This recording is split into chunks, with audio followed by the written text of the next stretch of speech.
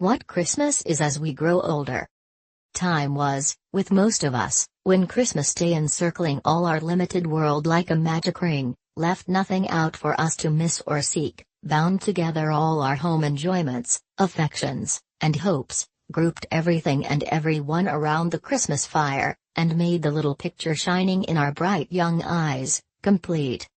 Time came, perhaps, all so soon, when our thoughts overleaped that narrow boundary, when there was someone, very dear, we thought then, very beautiful, and absolutely perfect, wanting to the fullness of our happiness, when we were wanting to, or we thought so, which did just as well, at the Christmas hearth by which that someone sat, and when we intertwined with every wreath and garland of our life that someone's name. That was the time for the bright visionary Christmases which have long arisen from us to show faintly, after summer rain, in the palest edges of the rainbow.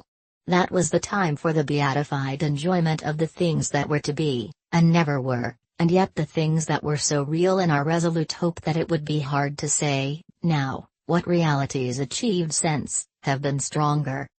What? Did that Christmas never really come when we and the priceless pearl who was our young choice were received, after the happiest of totally impossible marriages, by the two united families previously at daggers, drawn on our account?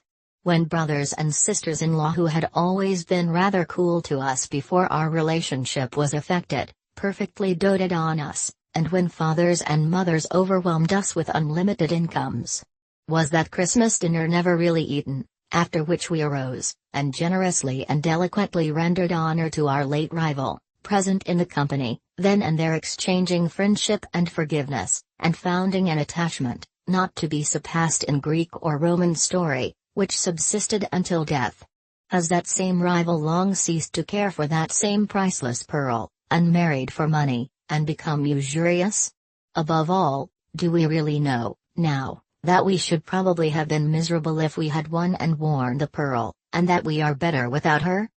That Christmas when we had recently achieved so much fame, when we had been carried in triumph somewhere, for doing something great and good, when we had won an honored and ennobled name, and arrived and were received at home in a shower of tears of joy, is it possible that that Christmas has not come yet? And is our life here, at the best, so constituted that, pausing as we advance at such a noticeable milestone in the track as this great birthday, we look back on the things that never were, as naturally and full as gravely as on the things that have been and are gone, or have been and still are? If it be so, and so it seems to be, must we come to the conclusion that life is little better than a dream, and little worth the loves and strivings that we crowd into it? No.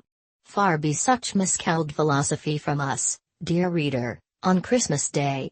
Nearer and closer to our hearts be the Christmas spirit, which is the spirit of active usefulness, perseverance, cheerful discharge of duty, kindness and forbearance. It is in the last virtues especially, that we are, or should be, strengthened by the unaccomplished visions of our youth, for, who shall say that they are not our teachers to deal gently even with the impalpable nothings of the earth? Therefore, as we grow older, let us be more thankful that the circle of our Christmas associations and of the lessons that they bring, expands. Let us welcome every one of them, and summon them to take their places by the Christmas hearth. Welcome, old aspirations, glittering creatures of an ardent fancy, to your shelter underneath the holly.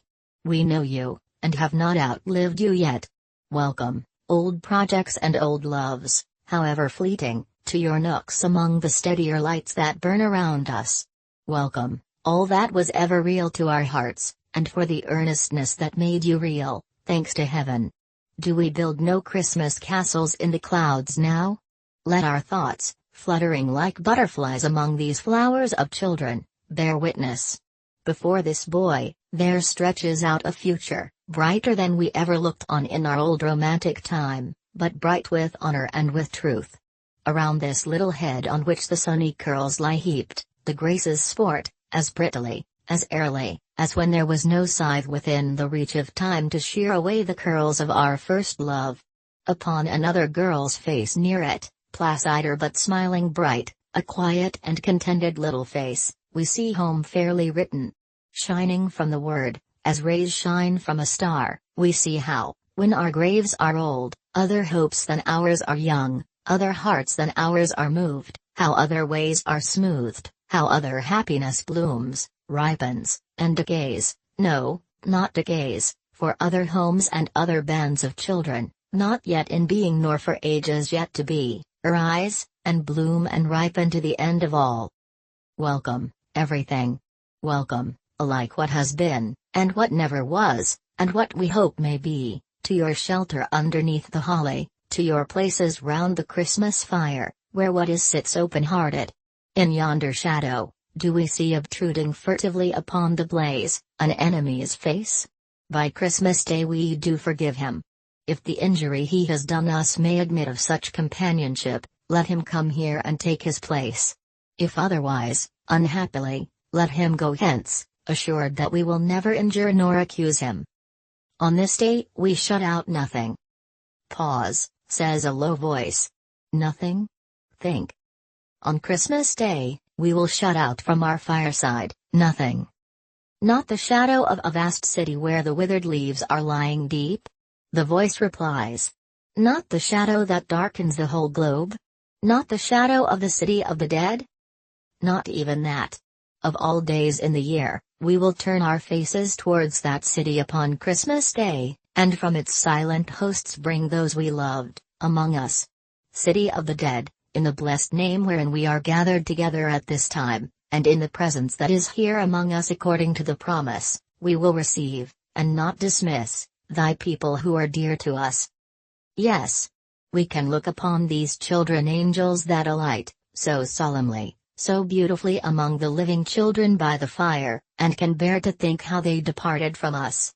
Entertaining angels unawares, as the patriarchs did, the playful children are unconscious of their guests, but we can see them, can see a radiant arm around one favorite neck, as if there were a tempting of that child away.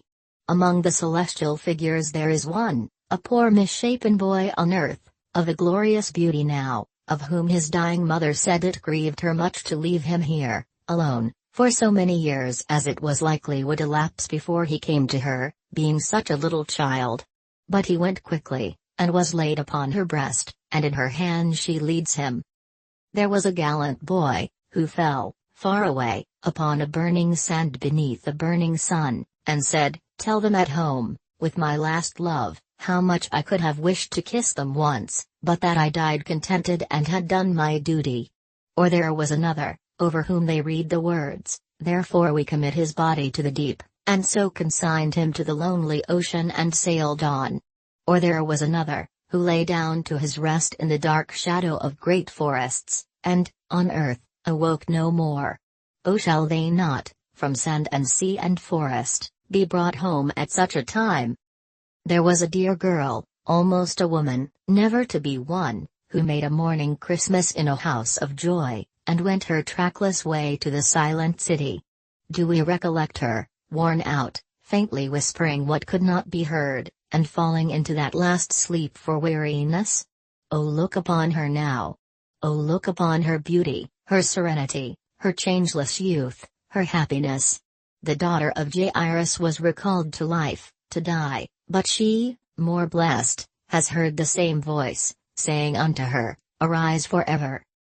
We had a friend who was our friend from early days, with whom we often pictured the changes that were to come upon our lives, and merrily imagined how we would speak, and walk, and think, and talk, when we came to be old. His destined habitation in the city of the dead received him in his prime. Shall he be shut out from our Christmas remembrance? Would his love have so excluded us? Lost friend, lost child, lost parent, sister, brother, husband, wife, we will not so discard you. You shall hold your cherished places in our Christmas hearts, and by our Christmas fires, and in the season of immortal hope, and on the birthday of immortal mercy, we will shut out nothing. The winter sun goes down over town and village, on the sea it makes a rosy path, as if the sacred dread were fresh upon the water. A few more moments, and it sinks, and night comes on, and lights begin to sparkle in the prospect. On the hillside beyond the shapelessly diffused town, and in the quiet keeping of the trees that gird the village steeple, remembrances are cut in stone, planted in common flowers, growing in grass, entwined with lowly brambles around many a mound of earth. In town and village, there are doors and windows closed against the weather, there are flaming logs heaped high, there are joyful faces, there is healthy music of voices. Be all ungentleness and harm excluded from the temples of the household gods, but be those remembrances admitted with tender encouragement. They are of the time and all its comforting and peaceful reassurances, and of the history that reunited even upon earth the living and the dead, and of the broad beneficence and goodness that too many men have tried to tear to narrow shreds.